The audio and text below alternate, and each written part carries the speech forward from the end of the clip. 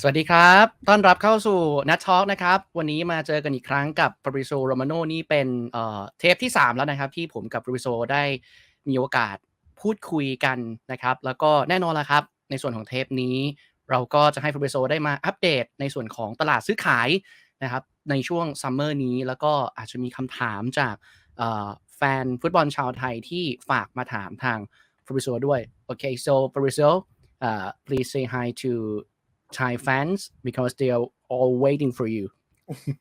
Thank you, first of all. Hi, Nat, and hi to all the Thai fans. It's a pleasure to be here. Thank you, as always, for all the kind messages and ready to discuss some football together. So thank you, as always, for your messages, really. Okay, Fabrizio. So we will starting with the transfer target questions. We all Yes. know that Frankie De Jong saga depends on three things. First, economic situation at Barca. Two, the agreed fee between two clubs. And three, Ten Hag to convince Frankie De Jong. And if De Jong might change his mind to leave out the Champions League next season and move to United, in your opinion, what will Ten Hag offer him to convince him to move to Manchester?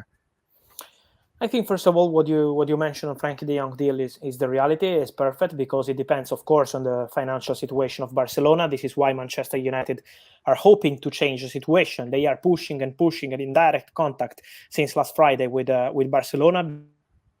Financial situation of Barca will force him into selling Frankie De Jong. The answer on Barcelona side on Friday, from what I'm told, was pretty clear. They really want 85 million euros for Frankie De Jong, or it will be complicated to reach an agreement. So now we are at the stages of the potential negotiations between the two clubs.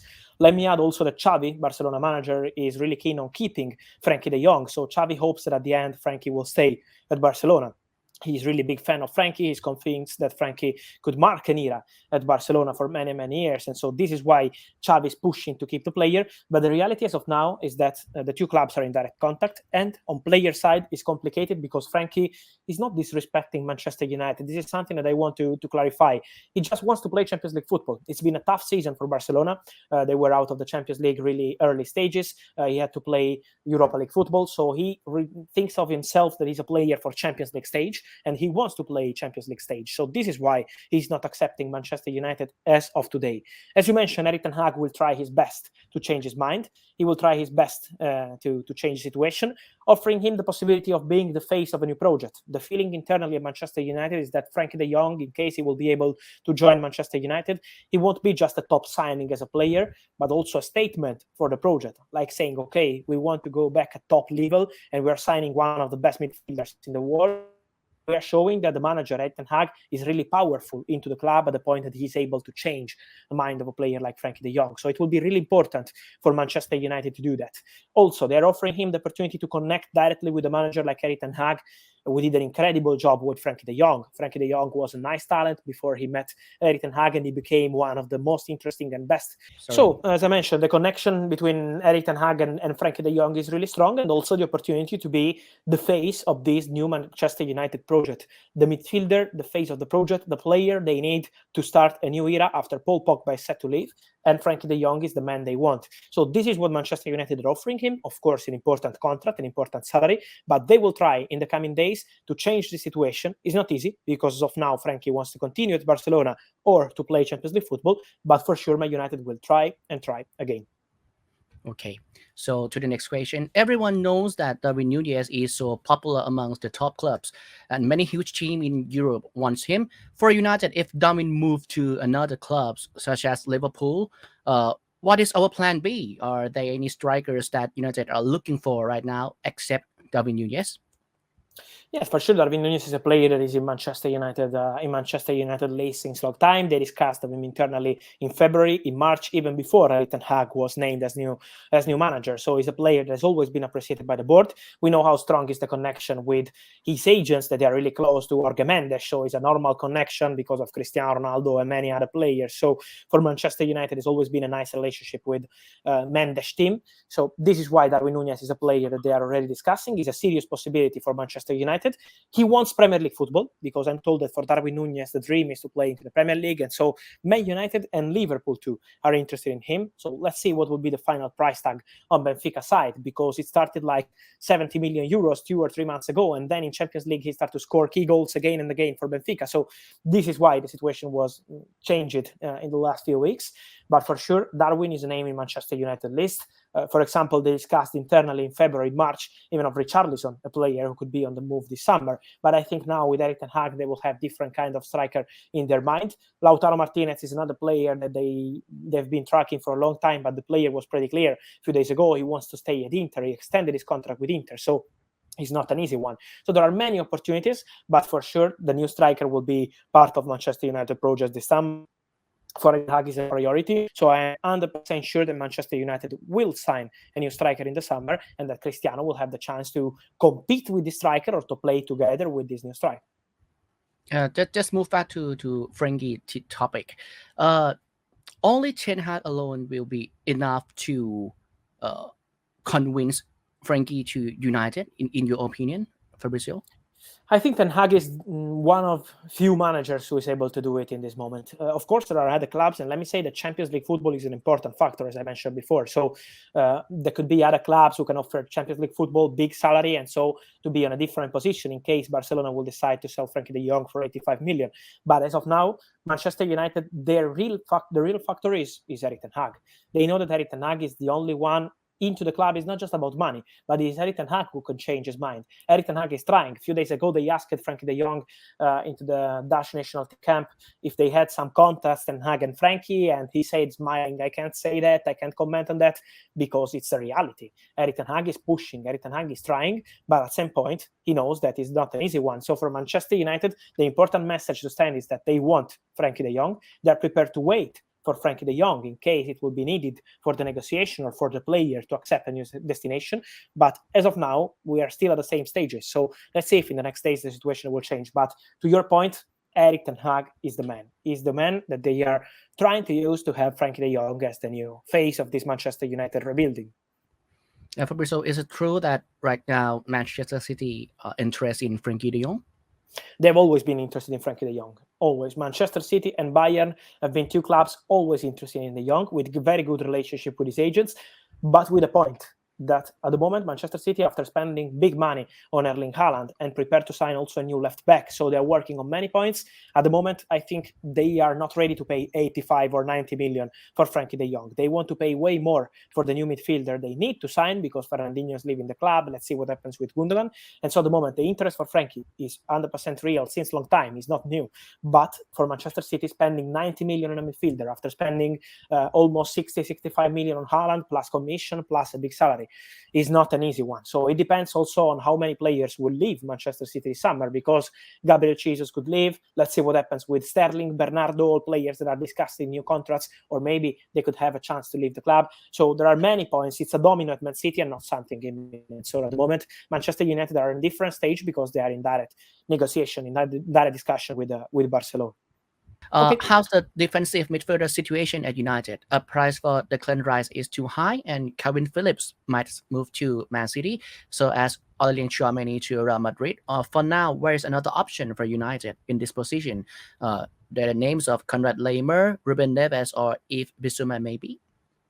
Yes, for sure, Manchester United will sign a new player in that position, so the plan is pretty clear. They will go for a new defensive midfielder. As I mentioned, Frankie de Jong is now the priority, so it's not something imminent. Declan Rice price is too high because he's always been top of the list for Manchester United, but West Ham have no intention to sell him this summer, and they've always been asking for 150 million pounds fee. So it's definitely too much for Manchester United and many other clubs. So let's see how it will develop in the coming weeks, but at the moment it's something too complicated. For the other names you mentioned, Ruben Neves could be an interesting one on the market, but let's see for the price. Konrad Laimer is a player that was directly linked to Ralf Rangnick. He was a big fan of Laimer, but now Rangnick is no longer into the club, so I think it will be a complicated one. And Bayern are leading the race for Laimer, so I think it will take some time for a defensive midfielder, but I see Manchester United doing something in that position, as they will do for the striker, as they will do for the centre-back, so they will be pretty busy this summer, I'm sure. And about Jurgen Timber, we all know that he is hesitating about staying at Ajax or move to United.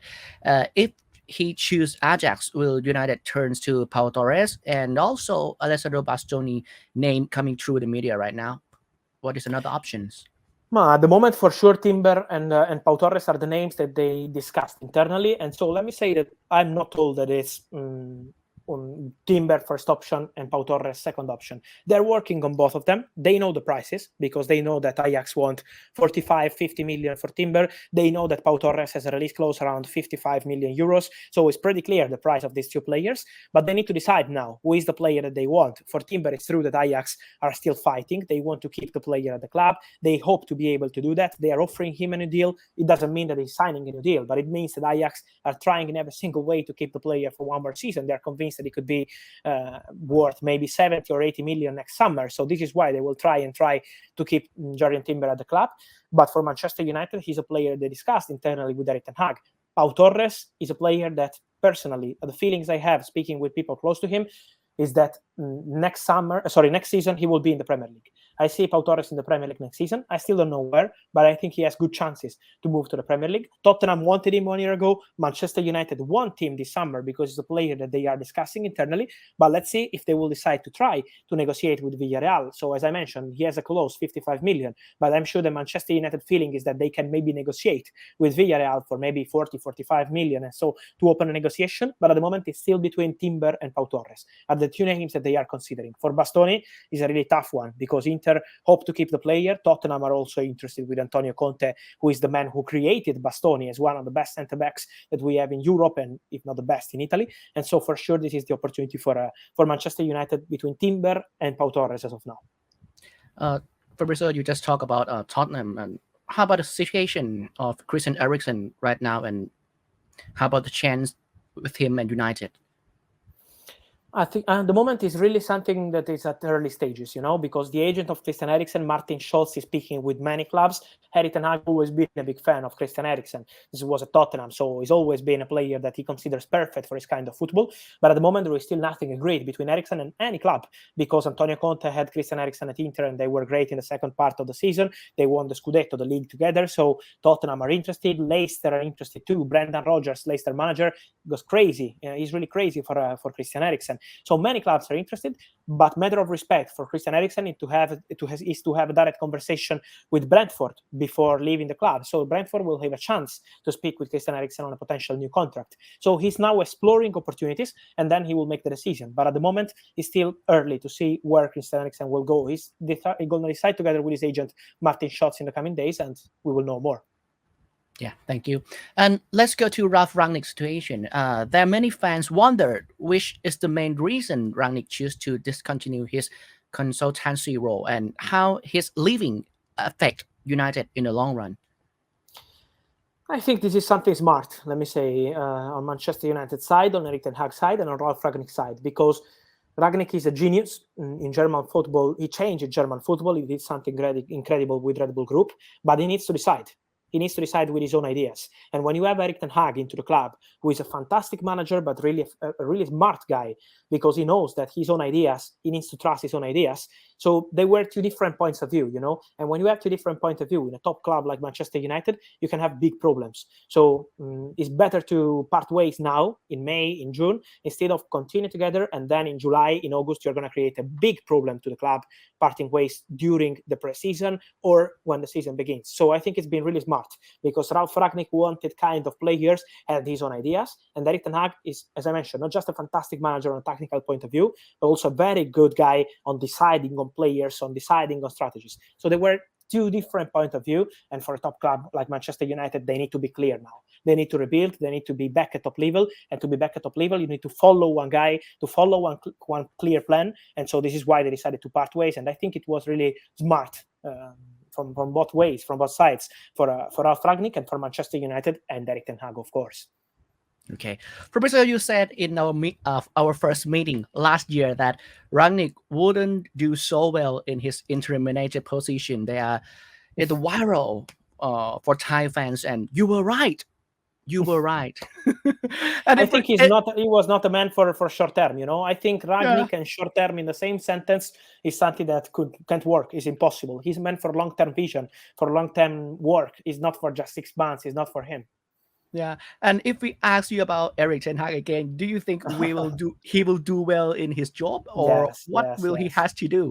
I think yes. I think yes. I'm really positive on Manchester United project with Erik ten Hag. Honestly, I think he's, as I mentioned, great manager. But it's not me saying that is the results he had with Ajax incredible. Really a smart guy. He knows that his own ideas are the right ones to rebuild Manchester United. I really hope that the club will back him because it's important to trust this guy, to trust his ideas, to trust the players he wants. So trust Erik ten Hag. I say also to Manchester United fans, it will take time. Premier League as of today is a really complicated league. Liverpool, Manchester City are two clubs in an incredible level.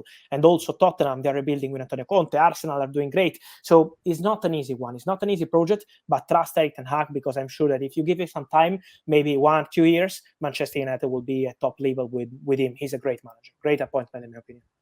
Okay, Fabrizio, last questions. It seems like United's football operations are working hard on many deals so secretively. Like it's harder for us to find the progressive news as well. Is that make your work more difficult, Fabrizio? And in your will, how come they do this? Because everything of United will always be headlines, but now No, it's there's no not. It's not progressive news. difficult. I think it's even more funny to try to discover the news when it's not easy. So for me, it's not a problem. I like it, but at the same point, I think it's normal for top clubs and top managers like Erik ten Hag to try to keep it secret. He's helping the club, so I think it's absolutely correct. And they're trying to keep something secret, as you mentioned. It's not easy for Man United, but it's not just Man United. It's top clubs.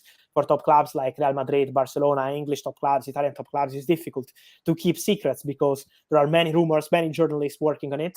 But I think it will be a mission for Erik ten Hag to try to build these secrets into the club. So it's part of the rebuilding, it's part of the rebuilding to be back at top level again. โอเค thank you Fabrizio และนี่คือ Fabrizio Romano นะครับกับการพบกันอีกครั้งกับดูบอลกับนัดนะครับแน่นอนครับถ้ามีตลาดซื้อขายถ้ามีประเด็นสำคัญเราก็จะเชิญ Fabrizio มาพูดคุยกันเหมือนเดิมนะครับโอเค Fabrizio thank you for your time and Thank you. let's say that we will talk again soon in the future. I hope we will be together soon. Thank you again to Yuna. This is always super pleasure to be here. Thank you to all the Manchester United fans, to all the Thai fans for your nice messages, for your comments. And I wish you all the best to you, to Man United, to the channel, and see you soon. Thank you. โอเคครับขอบคุณมากครับสวัสดีครับ thank you Fabrizio Bye. Thank you.